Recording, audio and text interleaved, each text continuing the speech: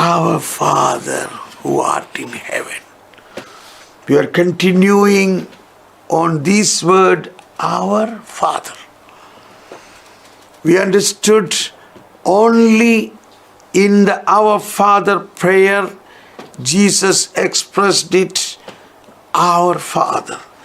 Nowhere else in the whole Bible anybody said our Father. Only one place, that is in Matthew chapter 6. Our Father prayer, he said, let us pray. Our Father. So this is a lot of mystery in it. So we are step by step going into that and understanding it. Now, today, 2788.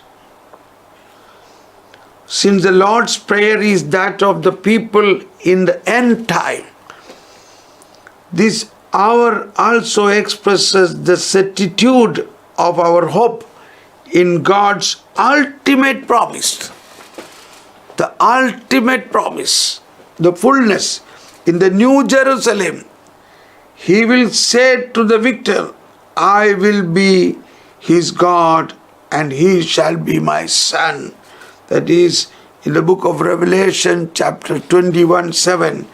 In the book of Revelation chapter 21:7. Finally, book of Revelation chapter 21:7. Chapter 21. So book of Revelation chapter 21 is the chapter about the eschatological, that is the new heaven and new earth. New heaven and new earth. We read 21:3. I heard a loud voice from the throne saying, behold, God's dwelling is with the human race. He will dwell with them and they will be his people, and God himself will always be with them as their God. Hallelujah. He will wipe every tear from their eyes, and there shall be no more death or mourning, wailing or pain, for the old order has passed away. The one who sat on the throne said, behold, I make all things new. All things new. I make all things new. 21:7, 3-7. I make all things new. Then he said, write these words down, for they are trustworthy and true. He said to me, they are accomplished. For us today, we must recognize this. For us today, it's all accomplished. I am the Alpha and the Omega, the beginning and the end. To the thirsty, I will give a gift from the spring of the living, life-giving water. The victor will inherit this gift, and I shall be his God, and he will be my son. My dear friends, oh Lord, let us praise and thank God. What a great mystery. Let us praise God. Thank you, Jesus.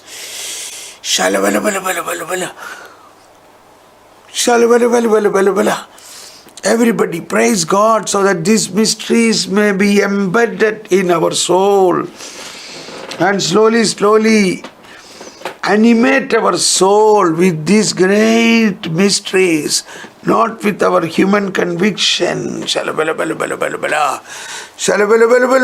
Everybody praising God, praising the Trinity within us, praising the Trinity, thinking and imagining that they will lead, this Trinity will lead us to eternity,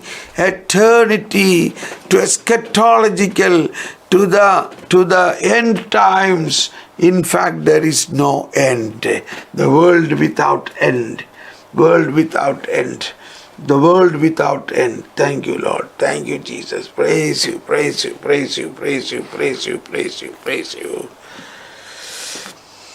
Come on. Now we come to the paragraph 2789. 2789. This is relating to the Trinity within us. And we will go into the mystery of the Trinitarian dogma. Very important part in this teaching. Father. Whenever we call Father, that is an adoration to the most holy Trinity. So in Syro-Malabar liturgy and all, in the Our Father prayer, when we pray, Our Father who art in heaven, holy, holy, holy is your name. So He is holy. His name is holy. At the same time, His name is Our Father. Okay, that's going to come for the teachings when we have the supplications. Hallowed thy name. Okay. Now we read this 2789. I hope all of you have the text, or somebody will write it down. You can see 2789. When we pray to our Father, very important, our Father, we personally address the Father of our Lord Jesus Christ. We personally address the Father of our Lord Jesus Christ. First of all, He is the Father of our Lord Jesus Christ.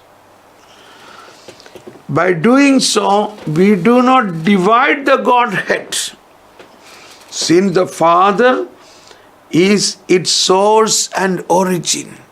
The Godhead. Godhead means the Trinitarian aspect, that is God the Father, Son and the Holy Spirit. That is the Godhead. We are not dividing the Godhead, but because the Father is the source and origin of the Godhead. But rather confess that the Son is eternally begotten. Wait a minute.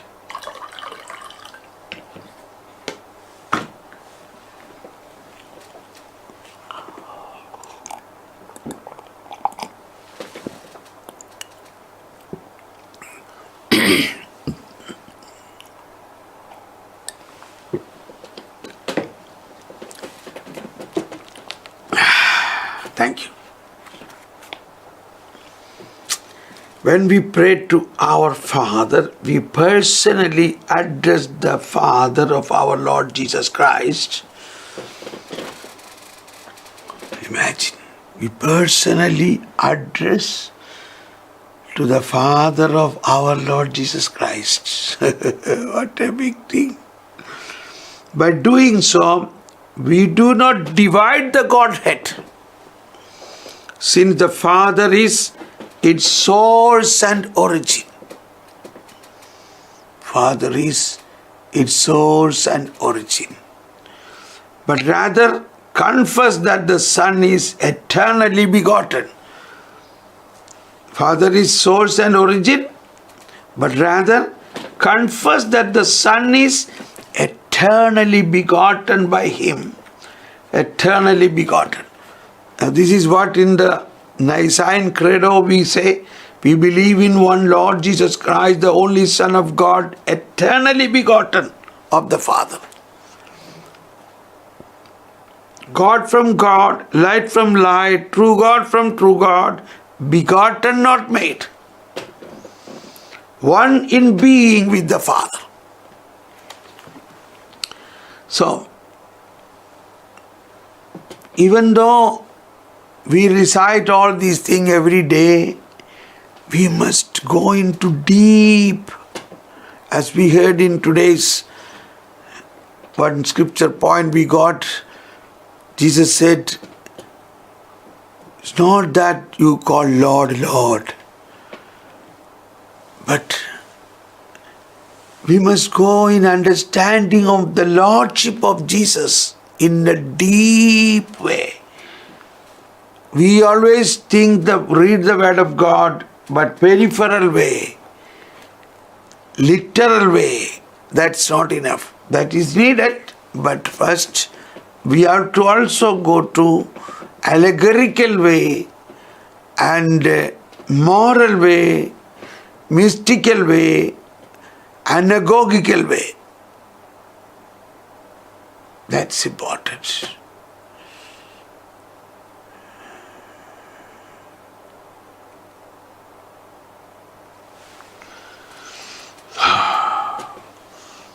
We do not divide the Godhead since the Father is its source and origin.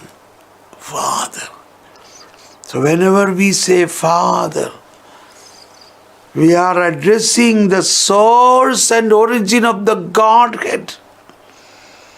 But rather confess that the Son is eternally begotten by Him and the Holy Spirit proceeds from Him.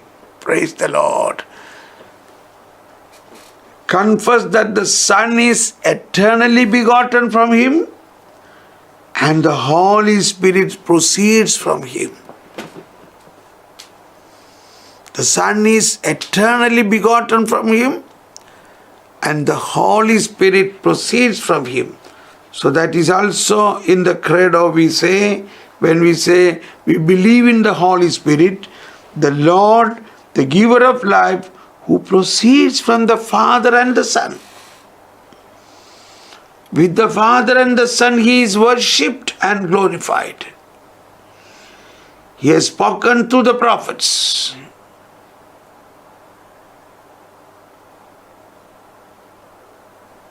And then so we must recognize when we say our Father, simultaneously we must adore the Father and the Son who is eternally begotten from Him. The Son whom we see Jesus is not only the one who has born 2000 years back, but He is eternally begotten from Him. We must always think about His pre-existent, coexistent with the Father as the eternal Word, and He became incarnate. He took the body and dwelt among us. But in faith we must recognize He was eternally begotten. And the Holy Spirit proceeds from Him, from the Father. We are not confessing the persons, for we confess that our communion is with the Father and His Son Jesus Christ in their one Holy Spirit. One Holy Spirit. In their one Holy Spirit. The Holy Trinity is consubstantial and indivisible. Hallelujah. The Holy Trinity is consubstantial and indivisible. Consubstantial. When we pray to the Father, we adore and glorify Him together with the Son and the Holy Spirit. Praise the Lord. Let us, everybody praising. Let us praise God. Thank you, Jesus. Praise you, Jesus. Thank you, Lord. Praise you, Lord. Sing praises to the living God. In place of that, let's continue to sing the same song we sang at the beginning. Holy Spirit, Holy Spirit.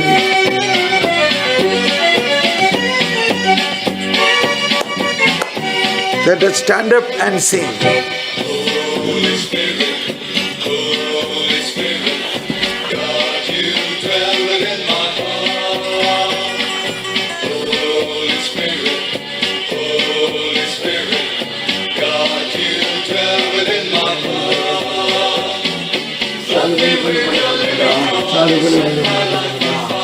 Shala bala bala bala, shala bala bala bala, shala bala bala bala bala, shala bala bala bala, shala bala bala, lamba lamba. Oh, Holy Spirit, God who dwells within my heart.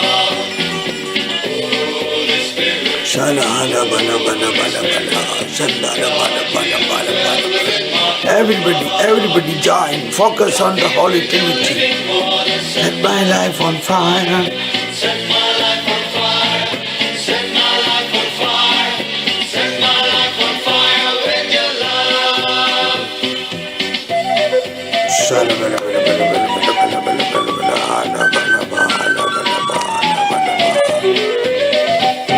My body is a temple of the living God Most High, and His beloved Son, the apple of His eye. My body is the temple of the living God Most High, and His beloved Son, the apple of His eye. Everybody focusing, Holy Trinity dwelling in our heart. Holy Spirit, God, you dwell within my heart. Flood me with your living water, set my life on fire. Set my life on fire. Set my life on fire. Set my life on fire with your love.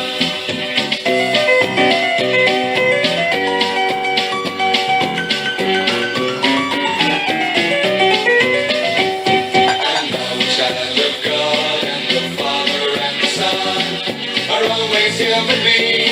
Oh, heaven is in my heart. And thou, child of God, and the Father and the Son are always here with me. Oh, heaven is in my heart.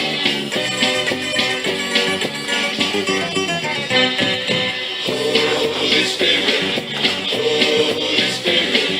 God, you dwell within my heart.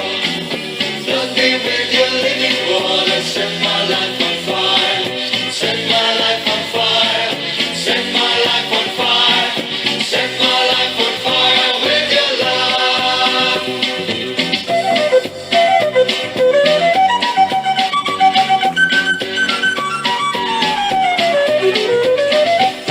God's Spirit undefiled fills me with His gentle love.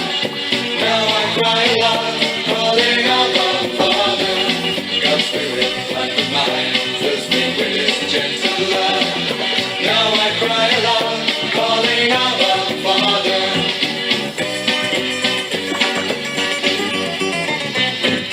Holy Spirit, God, you dwell within my heart. Flood me with your living water, set my life on fire. Set my life on fire. Set my life on fire. Set my life on fire with your love. Holy Spirit, God, you dwell. Holy Spirit, God who dwell within our heart. Oh, Holy Spirit, oh, Holy Trinity. We are going to much heavier subject now. The Holy Trinity is consubstantial and indivisible. When we pray to the Father,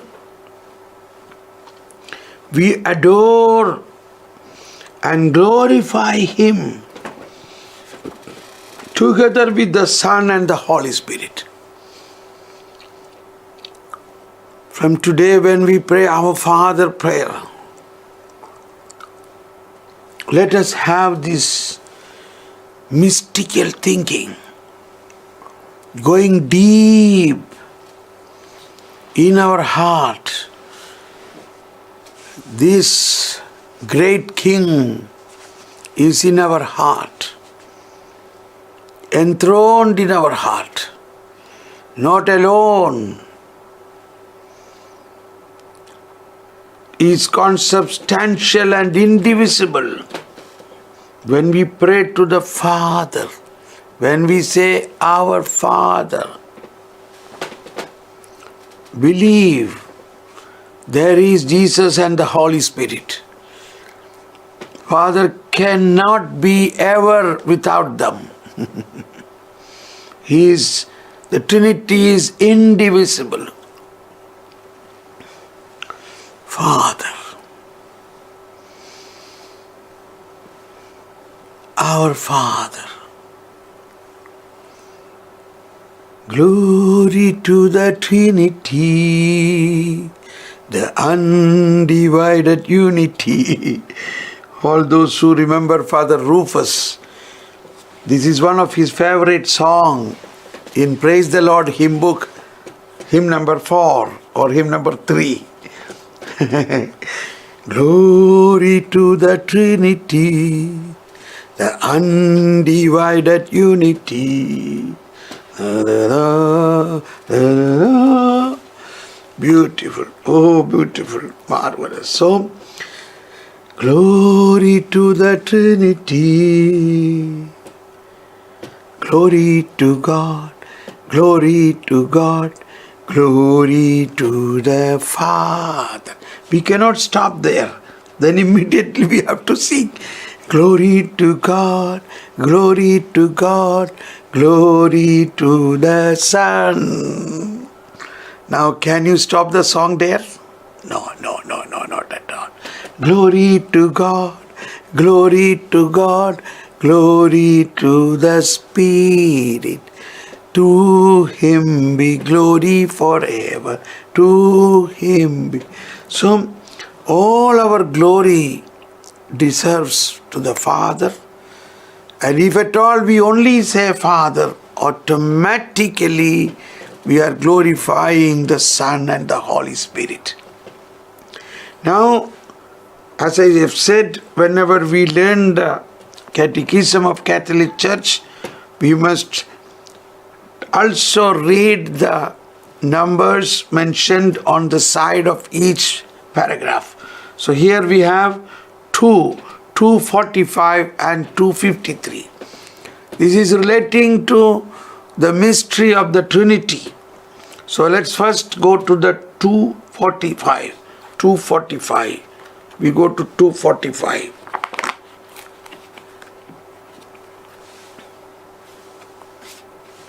We go to 245. I have already kept a mark there. 245. Yes.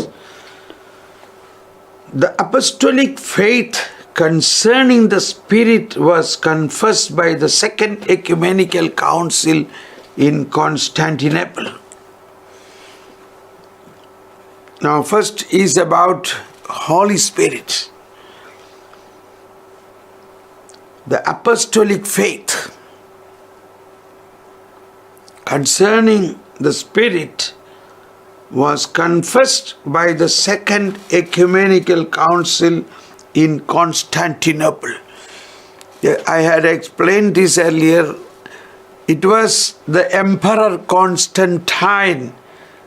Through his regime, the church got a freedom from the persecution.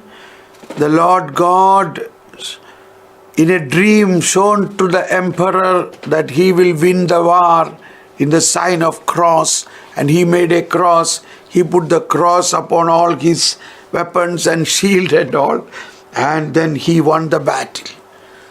There you go.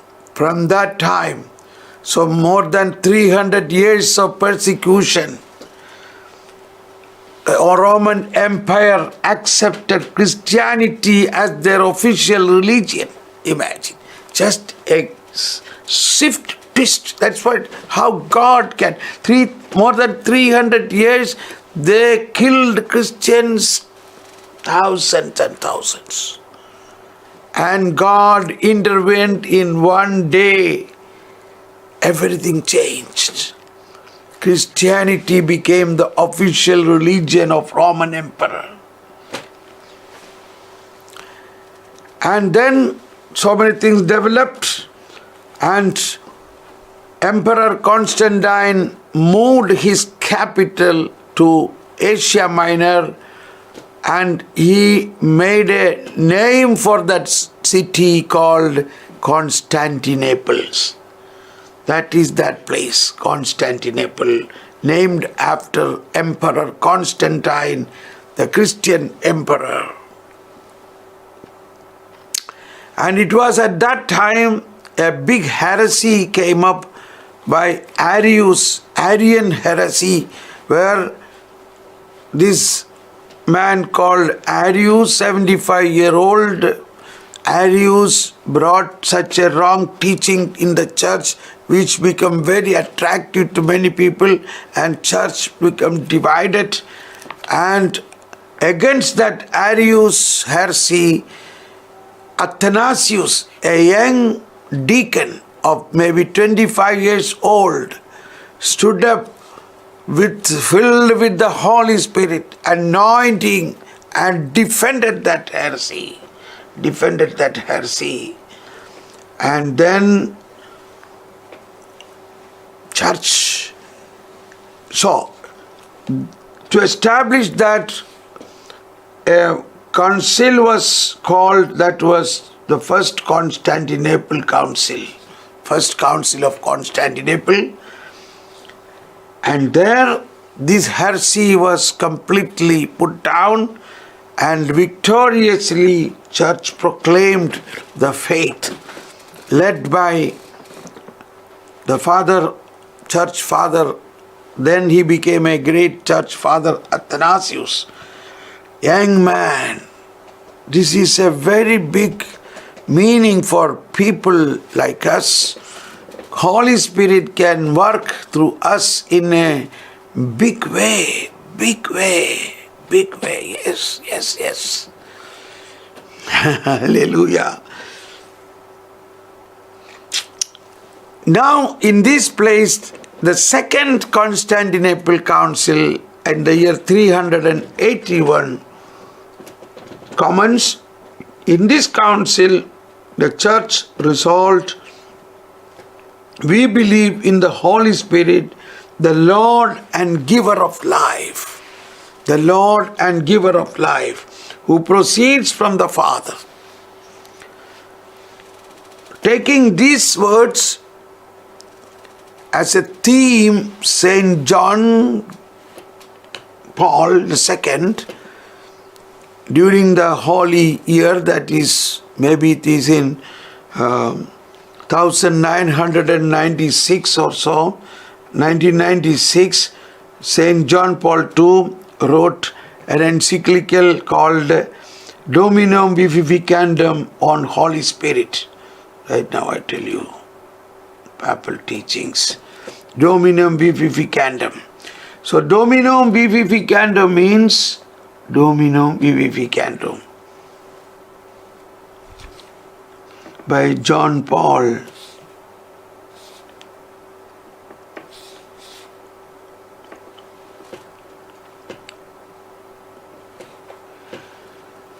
So, Saint John Paul II.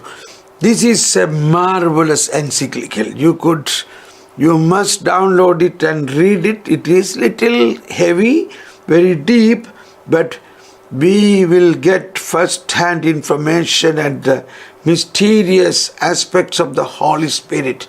What and who is Holy Spirit? So he is referring to this teaching of the, in conclusion, it was written, it was solemnly published on the Pentecost day of May 18, 1986. 1986, not 1996, 1986. So, very important encyclical, because we have lot of wrong impression about the Holy Spirit. That has to be cleared. So I recommend you to go through this. Those who want a Malayalam translation, I have it. In Kingdom Ministry, we only have done this translation in such the early time itself, and that's available. I can send you as a PDF those who want in Malayalam. English, it's available on the web. So, we believe in the Holy Spirit, the Lord and giver of life. That's a big thing. The Lord Holy Spirit is the Lord. We generally call Jesus the Lord. Here it says, Holy Spirit, the Lord and giver of life. Giver of life. In this encyclical, one chapter is dedicated to incarnation. In the aspect of giver of life, Holy Spirit's first work was bringing Jesus, the incarnation. That we also proclaim that in the credo when we talk about he was conceived by the power of the Holy Spirit and born from Virgin Mary.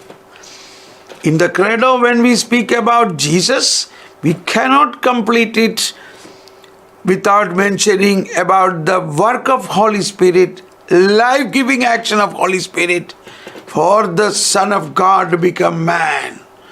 He was conceived by the power of the Holy Spirit and born of the Virgin.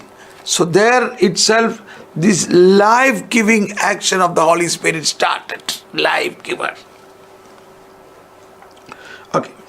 Now, by this confession, the Church recognizes the Father as the source and origin of the whole divinity. Father as the source and the origin of the whole divinity. Now I am remembering the epiclesis in the Holy Mass. Father, you are holy, the fountain of all holiness. All holiness and life comes from you through Jesus Christ, by the working of the Holy Spirit. Therefore, send thy Spirit upon these gifts and make them holy.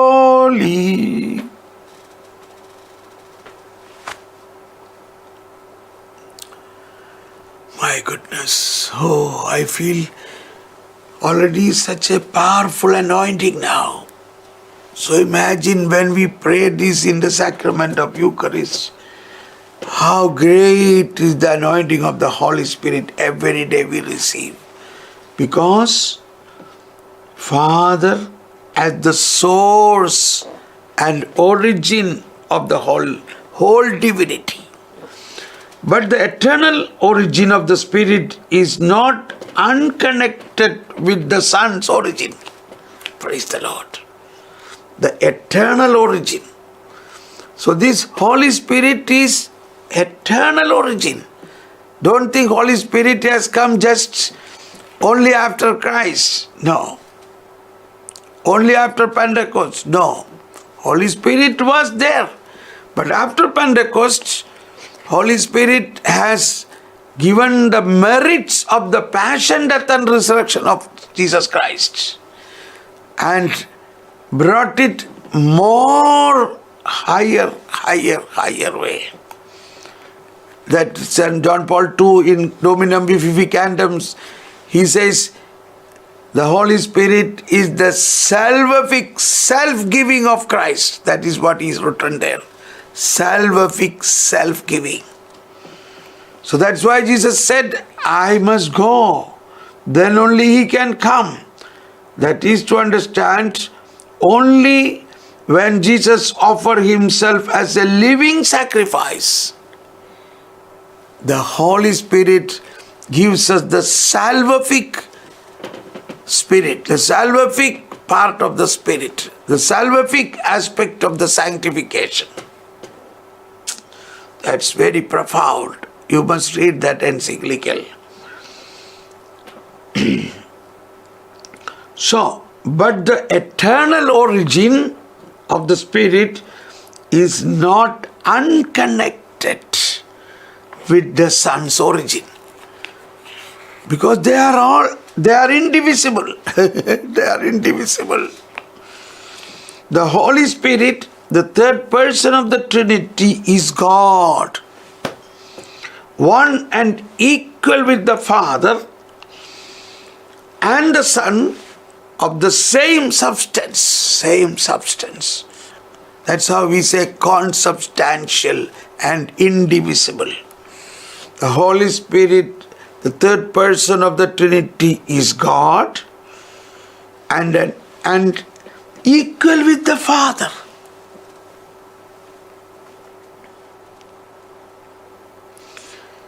Equal with the Father and the Son. Of the same substance.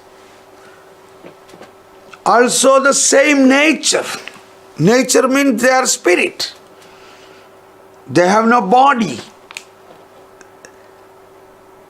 They are spirit. Father is spirit. Nature of the Father is spirit. Nature of the Son is spirit. Nature of the Holy Spirit is spirit. So that is how we say Spirit of God. Spirit of God. God's Spirit. But in that Spirit of God, the Trinity, there is Holy Spirit. He is also Spirit, but God and giver of life, consubstantial with the Father and the Son. Yet he is not called the Spirit of the Father alone, consubstantial with the Father and the Son. Yet he is not called the Spirit of Father alone, but the Spirit of both the Father and the Son. I was very tired and I was not getting an anointing. So then we sang. Now I know why we sang. Without that we could not have got the power to grasp this. We were singing again the same song. Holy Spirit, Holy Spirit, God who dwell within my heart. This was a song inspired and written more than 25 years back when I began this ministry. That is my heart. That is my soul. Every day I sing this. I pray with this. It is focusing the Trinity within us. Holy Spirit, Holy Spirit, God who dwell within my heart. That's the point. This Trinity, this indivisible Trinity, this undivided Trinity is dwelling within us. That is the power and strength of a Christian. A Christian becomes powerful when he draws power from the fountain of this Trinitarian indwelling. The creed of the Church from the Council of Constantinople confess, with the Father and the Son, He is worshipped and glorified. So I have written another song on that. Spirit of God, I worship you. That's another song.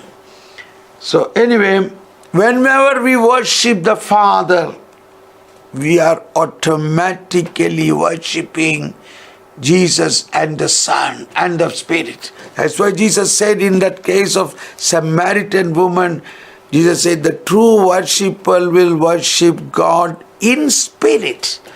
In spirit means all the three persons are spirit. The Father, the Son and the Holy Spirit. And where that spirit of this Trinity is in our spirit. In every human being. So that is why this great saint Arnold Janssen is the founder of the SVD Society. He is from Netherlands, at the border of Germany. That's a place called Stylar. They are from that place. They are also known as Stylar missionaries. So this Arnold Janssen's big salutation was this: Hail Holy Trinity, dwelling in my heart and dwelling in the heart of people. Hail Holy Trinity. I worship you, Holy Trinity, in me and in every human being. We must see in every human being the Holy Trinity, no matter whoever they may be. Even an unbeliever, in him Holy Trinity is there. St. John of the Cross in his great works of Ascent to Mount Carmel in one chapter begins like this: the Trinity lives in every human being. But many do not know that. Many do not experience because they don't love Him. You not only recognize Him, we must love the Trinity. We must worship Him knowingly. Then comes the power. Then it is like a fountain. Oh my goodness. Oh my goodness, time is over. But I must simply read the next one. That is paragraph 253. We will read it, maybe we will explain it tomorrow. No, not tomorrow. No, now, tomorrow is our holiday. Now all those who are in India will meet on Monday morning. America will meet on Sunday evening. Okay? 253. The dogma of the Holy Trinity. We will read that too. You must later on read it again and understand it more. We will read it. The Trinity is one. This is the dogma of the Holy Trinity, paragraph 253. We do not confess three gods, but one God in three persons. The consubstantial Trinity. The divine persons do not share the one divinity among themselves, but each of them is God, whole and entire. The Father is that which is the Son. The Father which the Son is, the Son that which the Father is, the Father and the Son that which the Holy Spirit is. That is, by nature one God. By nature one God. In the words of Fourth Lateran Council, each of the persons is that supreme reality, vice versa, the divine substance, essence or nature. The divine substance, essence or nature. Each of the persons is that supreme reality. Once again, the entire Trinity is one. We do not confess three gods, but one God in three persons. The consubstantial Trinity. The divine persons do not share the one divinity among themselves, but each of them is God, whole and entire. The Father is that which is the Son is, the Son that which the Father is, the Father and the Son that which the Holy Spirit is, by nature one God. In the words of Fourth Lateran Council, each of the persons is that supreme reality, the divine substance, essence or nature. Now coming back to our Father. So when we say our Father, the last part of 2789, our Father, when we pray to the Father, we adore and glorify Him together with the Son and the Holy Spirit. Together with the Son and the Holy Spirit. So let us thank God. Now we conclude here this session. Let us believe this. Let us worship the Father and the Son right now as we pray, our Father, who art in heaven, hallowed be thy name. Thy kingdom come. Thy will be done on earth as it is in heaven. Give us this day our daily bread. Forgive us as we forgive others. Lead us not to temptation. Deliver us, Lord, from all evil. For yours is the kingdom, the power and glory. Glory, glory, glory. Amen. Glory to the Trinity. the undivided unity. Thank you, thank you, thank you, thank you. God bless you, bless you. Now I invite you to join in the united cry prayer. Today evening this prayer will not be. Now the next prayer will be only in Monday morning. God bless you, bless you, bless you. These prophecies, what is written, what every day we get is compiled in a document. If any of you want, please write to me. I send it. Only those who want. God bless you. Thank you.